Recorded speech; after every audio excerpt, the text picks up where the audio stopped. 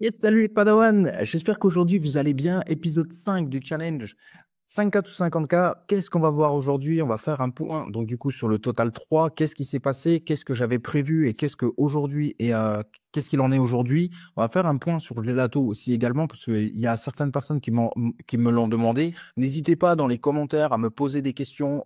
C'est ce challenge. En réalité, je le fais pour vous, hein. Moi personnellement, sinon je l'aurais fait. Je l'aurais fait tout seul dans mon coin, mais le but est que vous voyez en fait euh, ben, comment on réfléchit en fait sur la composition d'un wallet et surtout comment on réfléchit sur la stratégie. Parce que je vois énormément de personnes qui n'ont aucune stratégie d'achat ni de vente. Donc clairement aujourd'hui, enfin dans ce challenge, vous allez voir, vous pouvez voir, on peut expérimenter tout ça. Donc, on va faire un point sur Gelato aussi également. On va mettre des nouveaux ordres limites, donc du coup sur Uniswap et Gelato parce qu'ils sont passés, donc c'est top. Et on va faire on va déroger à la stratégie, mais toujours dans le même sens. C'est-à-dire que je vais augmenter en fait le montant investi, donc du coup sur RSR. Le montant prévu reste le même, c'est juste que je vais augmenter son Noël et je vais vous expliquer pourquoi. Ok, let's go. C'est parti. Je fais le partage d'écran et c'est parti. Ok, déjà, qu'est-ce qu'il en est du wallet? Donc là, pour l'instant, bah, toujours Link qui n'est toujours pas passé, mais j'ai aucun souci avec ça. AAV non plus, et on n'en est pas loin. RSR, justement, bah, du coup, au lieu de mettre 250, on va mettre 500 dollars. Donc du coup, je vais vous expliquer pourquoi sur le graphique. Pareil pour Uniswap est passé, donc cet ordre limite est passé, c'est parfait. Donc là, ben maintenant, l'objectif est d'en placer un nouveau. Voilà le prix que j'ai décidé. Encore une fois, je vais vous expliquer sur le graphique. Pareil pour Gelato, j'ai décidé, donc du coup, hop, là, c'est juste un problème de faire comme ça. Voilà. J'ai décidé d'en replacer un à ce prix-là. Et donc voilà. Donc clairement, restez jusqu'à la fin parce que il y a vraiment énormément de valeur, encore une fois, dans cet épisode. Ça va être un épisode rapide, mais toujours avec beaucoup de valeur. Donc, dans le master, on a toujours cet objectif-là. On arrive à baisser si vous comprenez bien, ici, on arrive à baisser les PRU. Donc, on a des prix à atteindre qui baissent au fur et à mesure. Donc, c'est juste ultra puissant, en fait, de pouvoir, bah, du coup, atteindre nos objectifs beaucoup plus rapidement. OK?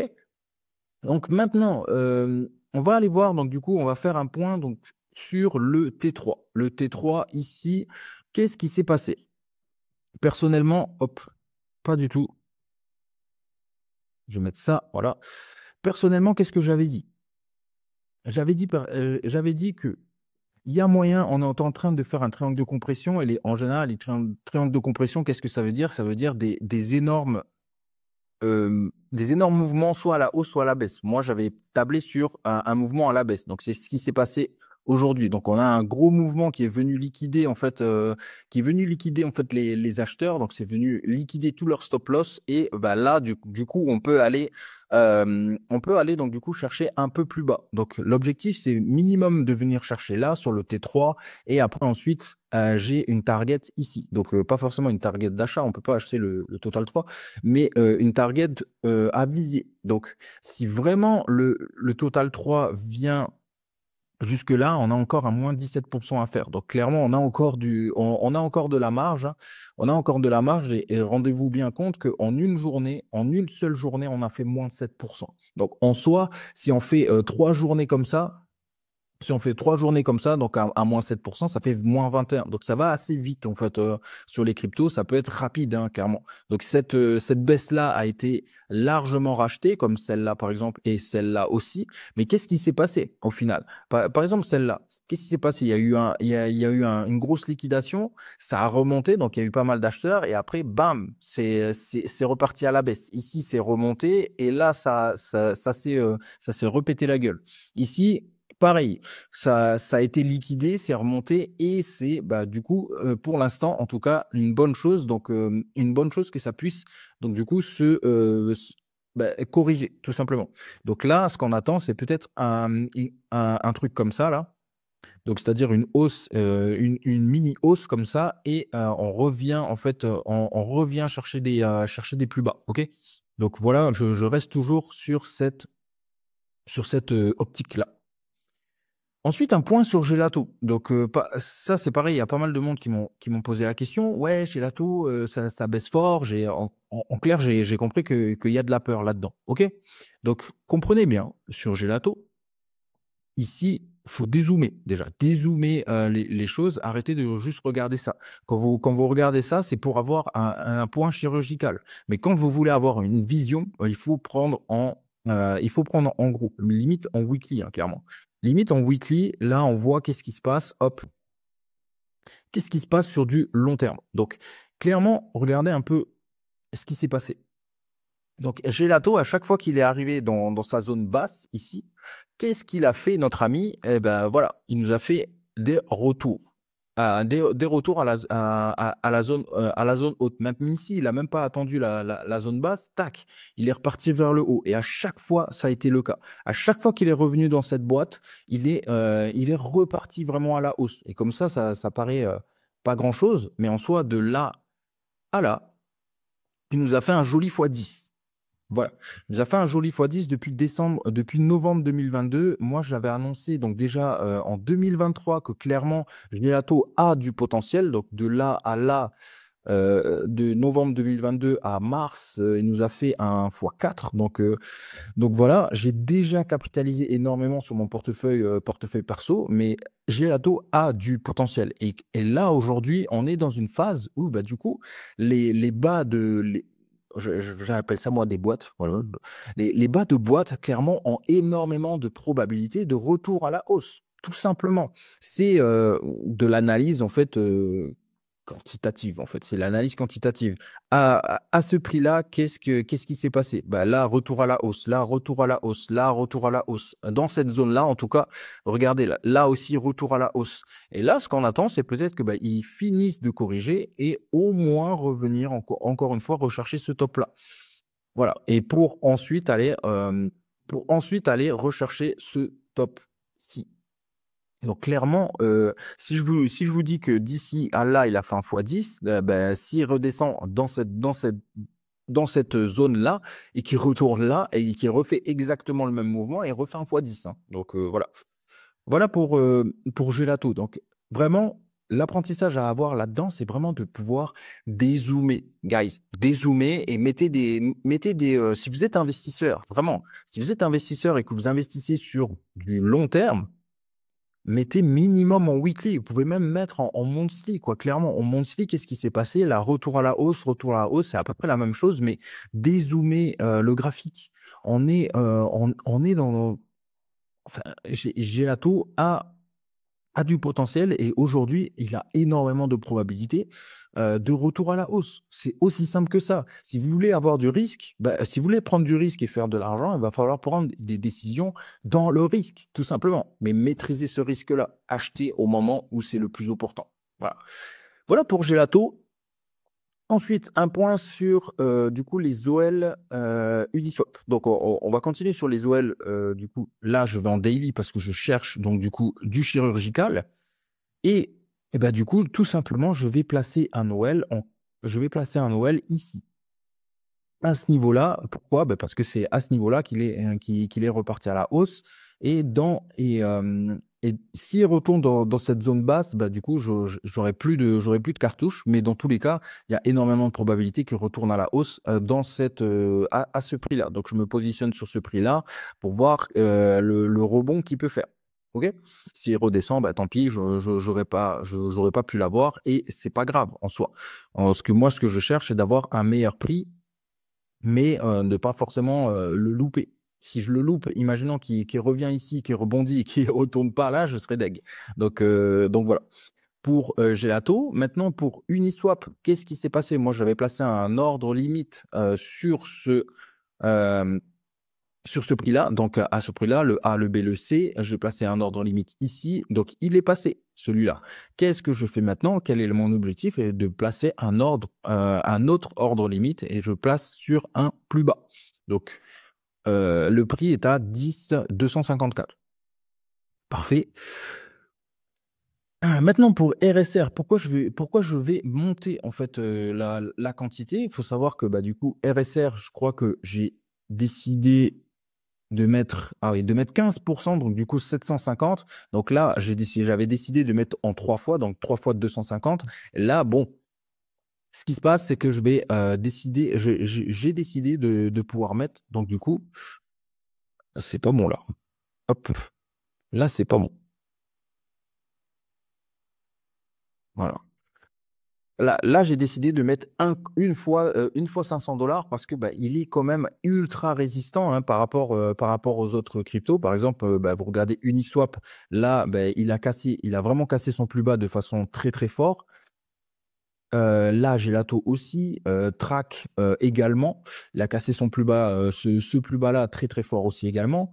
RSR, lui, c'est pas encore le cas, donc il est très solide sur ce plus bas là, et je pense en tout cas. Enfin, c'est pas que je pense, c'est que j'ai pas envie de le rater. Et donc, du coup, si j'investis une fois 250 $ et qu'il rebondit très fort, ben, je pourrais pas le rechoper. Je pourrais pas le rechoper à ce prix-là. Donc, mon but est d'avoir mis, donc, du coup, 75% de ma position à un prix qui me convient et 25% que je pourrais optimiser, même peut-être augmenter mon PRU, hein. C'est pas forcément grave en soi, mais dans tous les cas, ça serait d'avoir 75% de la position positionnée à un prix qui est vraiment optimisé. Voilà. Donc, là-dedans, il y en a pas mal aussi qui m'ont dit, ouais, mais si ça passe pas, qu'est-ce que tu fais? Bah, si ça passe pas, tout simplement, bah, je réallouerai, hein, cette liquidité. En fait, la liquidité, il faut comprendre qu'elle n'est pas perdue. C'est pas de la liquidité que j'ai perdue. Je pourrais choisir une autre stratégie. Le but étant d'être, d'être flexible, hein, les amis. Donc, pas de souci et j'ai aucun souci avec ça. Et en soi, je suis capable d'attendre la patience et la stratégie et mettre depuis les 8 ans que je suis sur le marché, vraiment, j'ai perdu plus d'argent à vouloir adapter tout le temps ma stratégie, à devoir changer, à regarder les graphiques tout le temps, à vouloir regarder les graphiques tout le temps, tout le temps, tout le temps. J'ai perdu de l'argent en fait à vouloir faire ça. OK? Donc moi, clairement, je suis patient maintenant. Je suis même capable, enfin, ça fait 8 ans que je suis sur le marché. Donc en soi, en soi, je suis ultra patient et la patience a toujours payé. La patience a toujours payé. Maintenant, pourquoi on m'a posé cette question aussi, pourquoi je place des ordres limites au lieu de faire des achats au marché? La première chose, les avantages d'un ordre limite, c'est que il y a moins de frais. C'est 10 fois, bon, peut-être j'abuse, mais en tout cas, il y a beaucoup moins de frais en fait sur des plateformes centralisées comme Gate.io.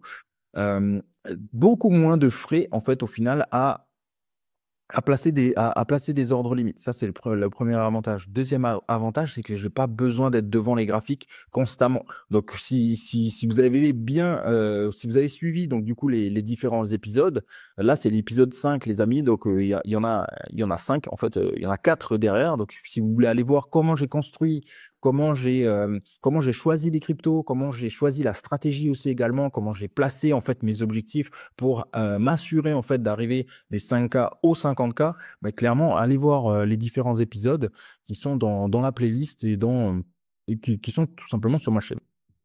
Voilà. Donc, la patience, enfin, les ordres limites, ça a vraiment un gain de temps. Je n'ai pas besoin d'être devant les graphiques pour pouvoir, en fait, placer des ordres. Sachez aussi que le marché crypto ne dort pas. Et si bah, je compte à chaque fois d'être présent pour prendre des positions, bah, quand je dors, en fait, il y a 8 heures, même parfois je dors 9 heures, il y a 9 heures de ma journée, soirée, que je ne peux pas être devant. Donc, du coup, je ne peux pas choper les meilleurs prix. Et donc, du coup, le but est de semi-automatiser sa stratégie d'achat et même de vente, hein. Parce que à l'inverse, ici, bah, choper des plus hauts ici, c'est vraiment ultra important. Donc, des ordres limites pour pas être devant les graphiques tout le temps. Moi, franchement, c'est mon métier, mais je passe devant les graphiques moins d'une heure. Moins d'une heure devant les graphiques. J'optimise, enfin, je crée ma stratégie, j'optimise et après, je laisse faire le marché. Moins d'une heure sur les graphiques. Est-ce que c'est votre cas aujourd'hui?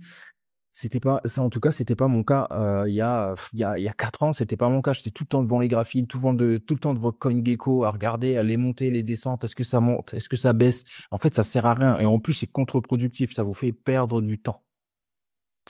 Euh, Troisième avantage, bah, c'est que vous pouvez choisir le prix auquel vous voulez acheter. Et donc, du coup, pour le suivi, c'est bien mieux. Donc, ici, si vous comprenez bien ce que je fais, bah, dans le suivi de wallet, c'est déjà rempli. J'ai déjà mon PRU, c'est-à-dire hop, voilà. J'ai déjà mon PRU qui est rempli. Je peux déjà prendre des décisions de vente alors que j'ai même pas encore acheté. Et c'est ça aussi le, le, le truc que j'apporte pour mes clients, c'est que de leur créer leur stratégie de vente bien avant d'avoir acheté.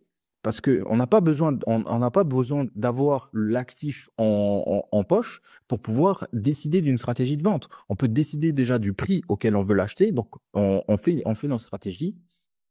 Et après, ensuite, tout simplement, ben, on y va avec, en fait. Tout simplement, on y va avec cette stratégie-là. Et donc, ben, par exemple, ici, je peux décider, en tout cas, de vendre 20% à x4. Et donc, du coup, je vais récupérer, donc, du coup, 400 $. Si je décide ici, par exemple, de récupérer 25%, ben, du coup, je récupère mon investissement de base. Et après, ensuite, bon, là, c'est pas les bons prix, mais par exemple, imaginons que je décide de le vendre à 1 $, 10% à 1 $, donc voilà, ça représente 5441. Donc, j'ai déjà, en fait, une stratégie qui pourrait être utilisée. Ça, c'était la troisième avantage. Le seul désavantage en fait que ça demande, et selon moi, c'est pas vraiment un désavantage, c'est que ça demande de l'expertise sur la lecture graphique. Attention, je ne dis pas l'analyse technique, je dis juste la lecture graphique. Savoir lire un graphique, dans quelle structure on est. Est-ce qu'on est dans une structure de correction ou est-ce qu'on est dans une structure impulsive? Si tout, vous avez juste besoin de ça. Et moi, je suis pas trader, je fais pas de trading, donc j'ai juste besoin de lire le graphique. Comment je peux me placer dans une structure de retracement. C'est essentiellement tout, les amis. Donc, passons à l'action maintenant. Donc, ici, je vais annuler mon ordre limite. Je vais annuler mon ordre limite ici. Hop, je vais en replacer un. Du coup, sur RSR, USDT, RSR, USDT. Donc là, c'était 0,09. Exactement, c'était combien? 0,09190. OK. 11,90, parfait. Le montant, donc du coup, c'est ce que je vous expliquais. Ben, je vais monter, hein, du coup, je vais mettre à 500 $. Donc, ça me ferait 5440. Et si vous allez voir ici, hop, si on va voir ici, c'est bien, non, 54 406. Donc, c'est bien le montant qui est affiché ici, acheté. Non, c'est pas le bon, c'est 0,09. Voilà. Ici et là, c'est 500. Voilà, c'est exactement ça. Donc là, je fais en limite, hein, bien sûr, en limite, et là, je fais acheter. C'est perfect. C'est parfait. 0,09, OK. Maintenant, on va du coup placer l'ordre limite sur Uniswap. Voilà. On va aller chercher Uni. Parce que bah, du coup, mon ordre limite est déjà passé tout à l'heure. Enfin, tout à l'heure, la semaine dernière. Donc, le prix que j'avais décidé sur Uni est de 10 254 et de mettre 250. OK, 10 254. 10 254. Parfait. Et donc, du coup, ici, 250. Voilà, ça me fait 24,38. C'est bien ça. Ouais, c'est ça. OK. Acheter. Et maintenant, le petit dernier, c'est Gelato. Gelato 167 à 0,12 167. Hop, Gelato.